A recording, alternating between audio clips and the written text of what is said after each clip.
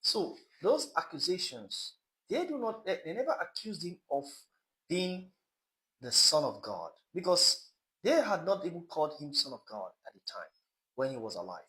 They used to call him the Son of Man. He called himself Son of Man, and they thought of calling him Son of David because they knew he came from the lineage of David. They knew he was Christ because they are expecting the Christ. Because John the Baptist had told them beforehand that the Christ would come. That when he comes, his sandals are not worthy to untie. So they knew he was coming. So, but the people recognize him to be the Christ, but they don't recognize him to be the Son of God based on the terminology used today. Now, they don't recognize to be God. He never claimed to be God, I have said before. Even the book of Mark, chapter 10, verse 18, said a man called him good, and he said, oh, don't call me good. That the only one who is good is God. Even when Mary, before his ascension to heaven, it was said that Mary, the mother of Jesus, one who gave birth to him, when he saw him, he saw the light around him, he said, oh, that you are the Christ, that you have come, you are resurrected. And he wanted to give him that adoration, that reverence. Then he replied Mary by saying, oh mother, oh woman. He never called him mother then. He said, oh woman, that I am not yet ascended to my Father, to God. It's referring in the Bible. He said that I am not yet ascended to my Father, your Father, and my God, your God. Recognize that he has a superior that he is to meet when he goes to heaven.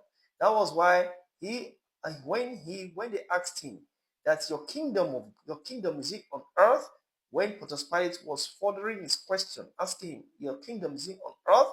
He said, no, my kingdom is not of this world, that my kingdom is above, that when I go to my Father, God himself, saying that there is a distinction between him and God. He never claimed to be God at any time.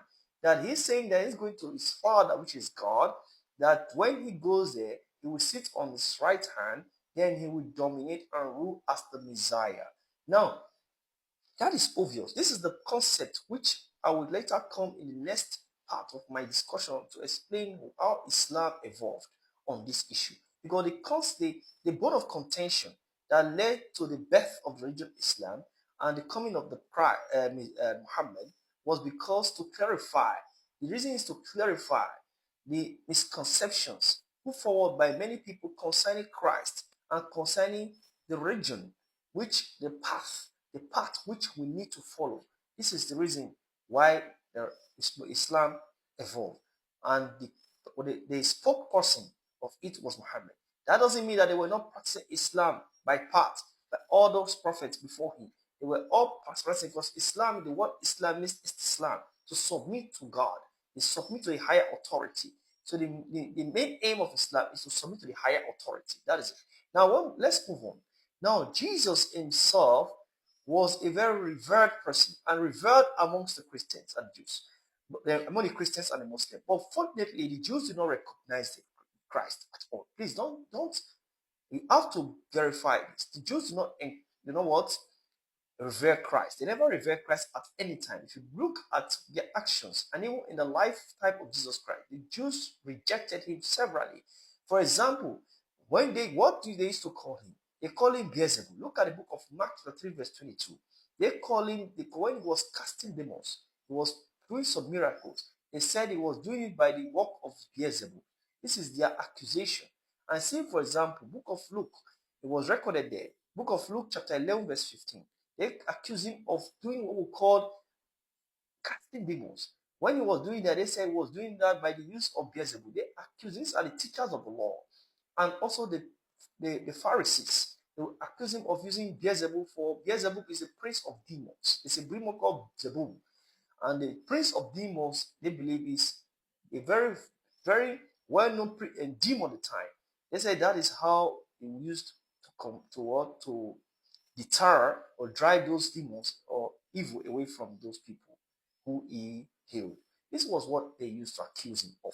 Now, they did not believe in Jesus, even to the point where he was being crucified.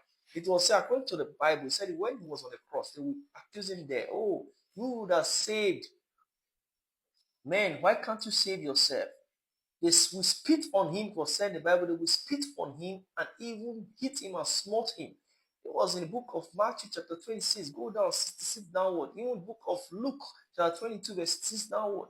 Say they will smote him. They will attack him.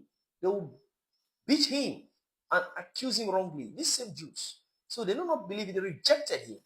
So these are not people that like Jesus Christ.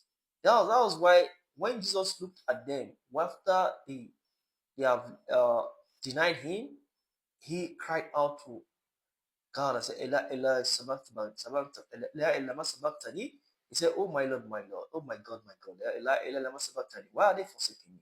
Now, why was he saying that? Because the people who he claimed to have come to save rejected him.